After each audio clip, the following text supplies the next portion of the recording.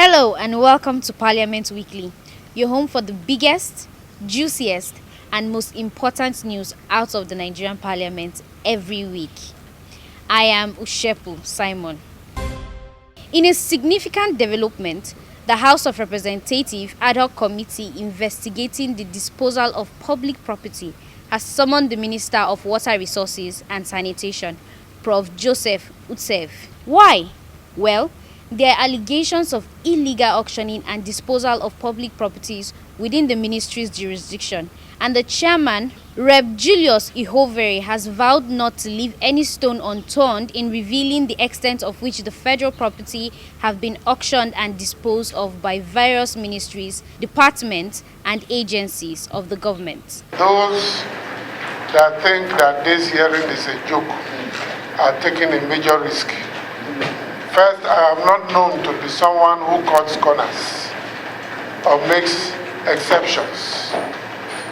It doesn't matter how big or old that agency is. We have the constitutional power to summon anyone to appear before us. And once the motion has been taken on the floor, the follow-up must be seen to conclusion. So those agencies that are not here, they will hear from us, and in a big way, because we are not going to continue to tolerate this act of irresponsibility that at times comes with the behavior of these so-called big agencies. It's always a new episode every day. As the investigation progresses, trust us to be your backstage pass to all the updates. Moving on, in a surprising twist, journalists were reminded that their presence was not required at an investigative hearing.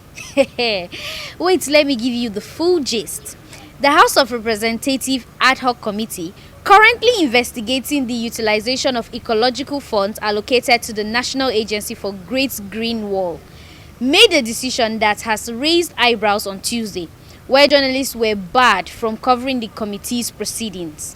According to Mr. Eden Bassi, clerk of the ad hoc committee, the chairman of the committee, Rep. Ismaila Haruna Dabo, had explicitly directed that the hearing is not open to media coverage. This decision has raised questions about the transparency and accountability in crucial investigation. An investigative hearing into alleged corruption behind closed doors?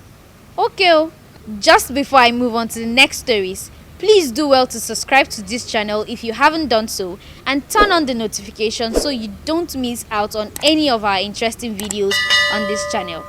The House of Representatives Ad-hoc Committee investigating crude oil theft and loss of revenue from gas, led by Rep. Kabiru Alhassan Rurum, is determined to expose those responsible for crude oil thefts in Nigeria.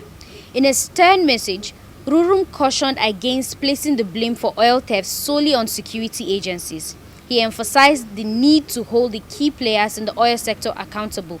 Everybody, including stakeholders, will tell their parts of the story to enable the panel gets to the main matter of who the real architects of the crude oil thefts are. I am therefore appealing to all the invited stakeholders to please work together with the committee for us to put an end to this embarrassing scenario. Trust us to bring you all the details as the matter unfolds.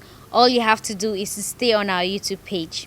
The Abia State National Assembly Election Tribunal has issued a verdict in favor of the APC candidate, Honorable Nkiruka Onyeji-Ocha, overturning the victory of Honorable Amobi Oga of the Labour Party on Wednesday. Nkiruka was officially declared the winner of Isiokuto Umuniochi Federal Constituency election in Abia State. This development following the recent appointment of Honorable Nkiruka Onyeji-Ocha as the Minister of State for Labour and Employment by President Bola Tinubu. Well, this is where we wrap up for this week's episode of Parliament Weekly. You can check out our website at orderpaper.ng for all parliamentary related stories and lots more. I'll see you next week.